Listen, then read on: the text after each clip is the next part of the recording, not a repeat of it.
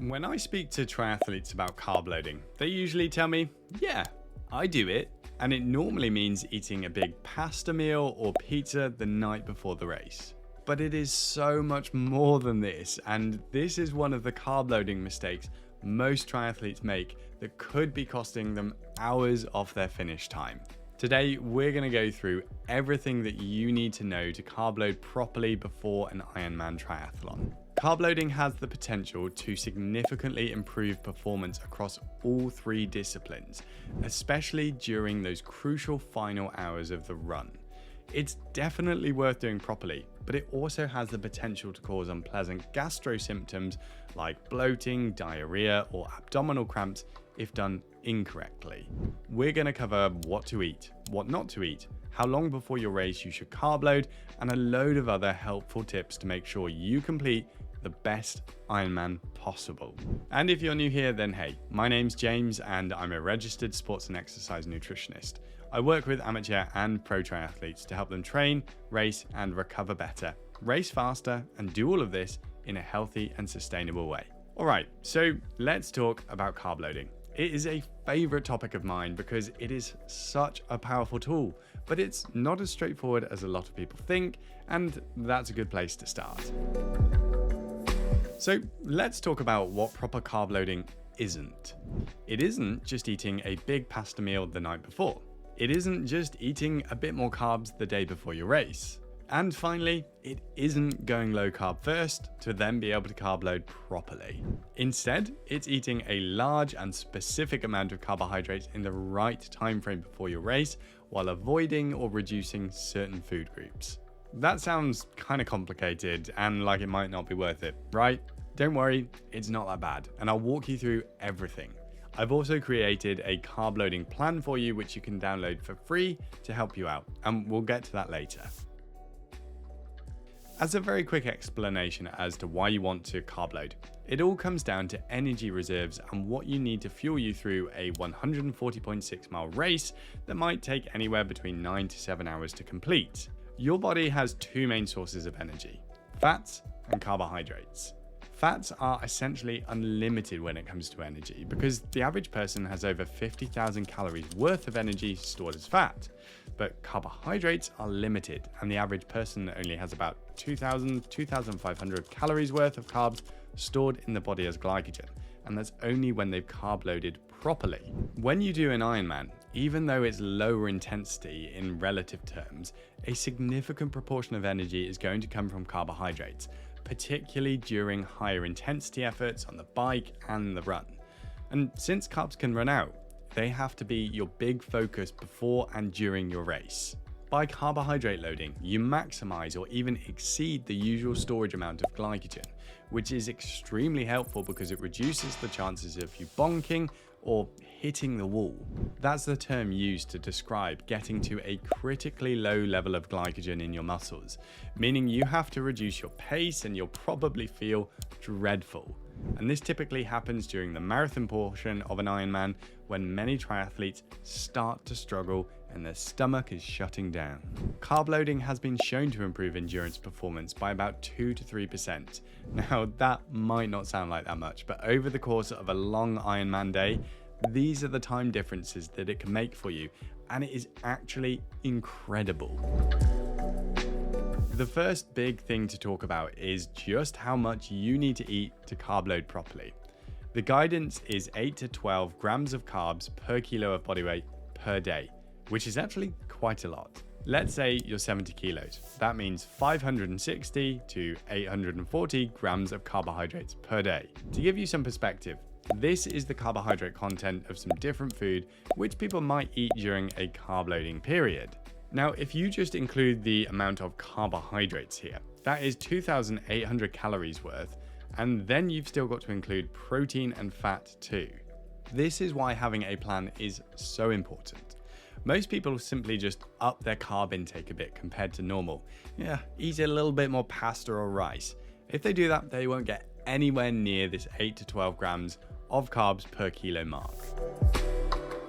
So now you know how much you need to eat. Let's talk about what sort of carbs you should eat.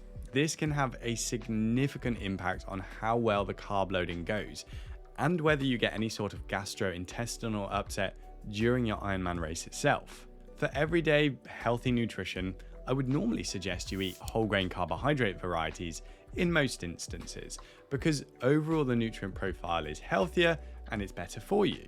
But when it comes to carb loading, this isn't the case, and this is important. With carb loading, generally, the simpler the carb, the better. So this is one of those times to absolutely go for white bread over wholemeal bread, white rice over brown rice, and to make sure you include some sweets and sugary drinks in your day. The whole grain varieties contain more fiber, more protein, and often more fat, and you don't want these things in any large amount when you're carb loading. Your focus is on carbs, and those other nutrients are just going to make you feel more full and bloated. There's also a higher likelihood that they will still be around in your gastro tract on race day, meaning they could contribute to an upset tummy during your swim, bike, or run. And if we're being honest, probably your run. Sweets and carbohydrate-based drinks are an easy way of consuming simple carbohydrates with minimal protein, fat, or fiber in them, so they work perfectly as part of a carb load. So stock up on your favorites and get them down you.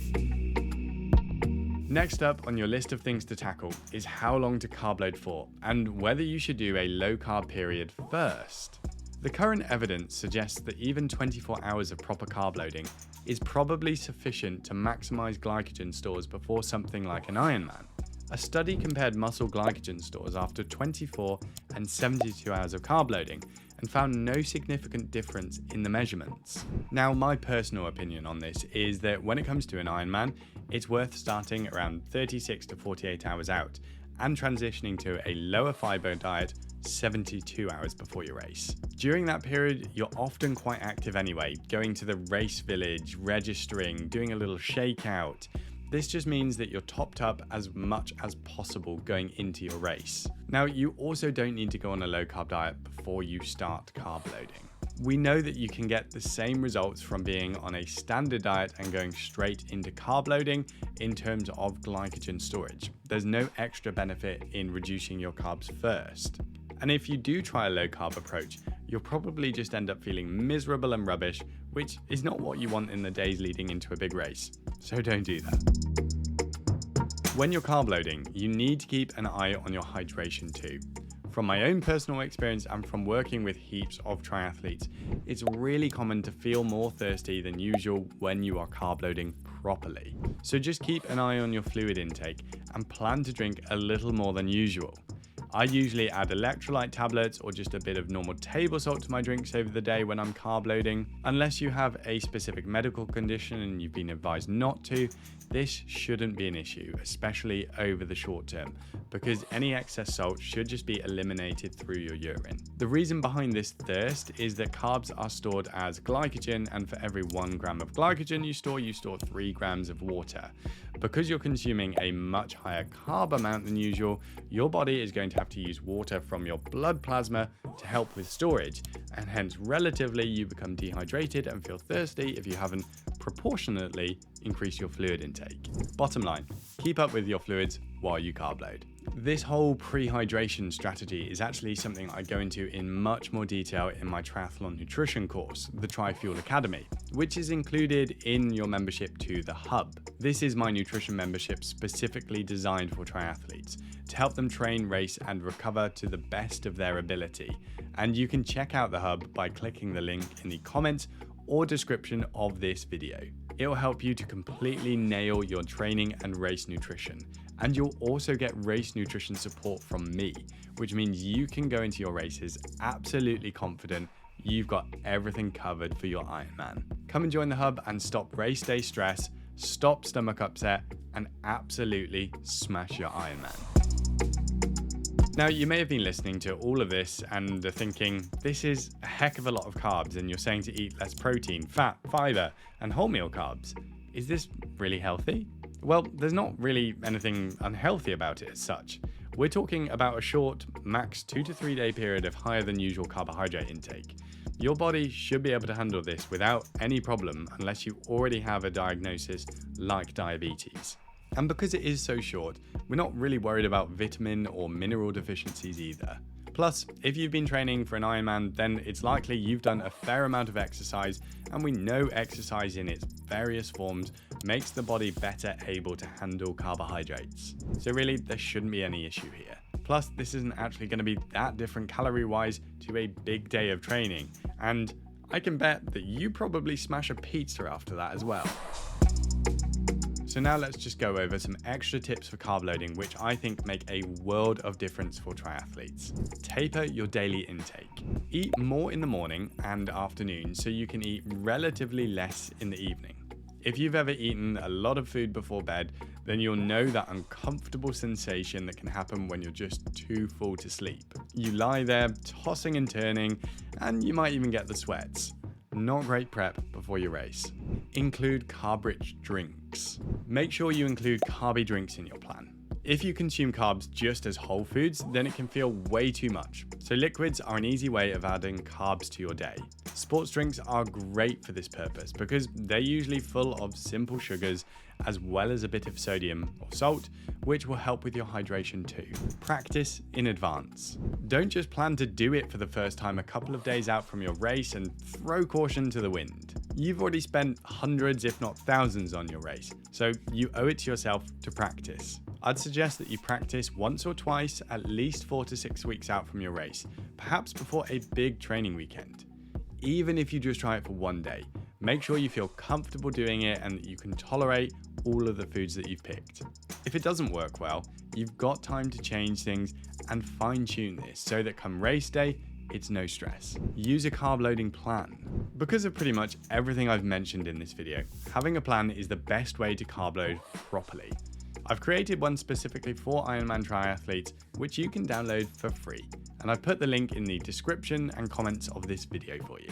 It'll give you an idea of what and when to eat, and you can change the food to suit your preferences so that it's perfect for you. Now, as well as carb loading before the race, you need to consider your pre-race breakfast and how to actually fuel through the Ironman itself, across the swim, bike, and run portions. So if you want to know how to fuel the rest of your Ironman, you can check out this video here so that you can absolutely smash it out of the park.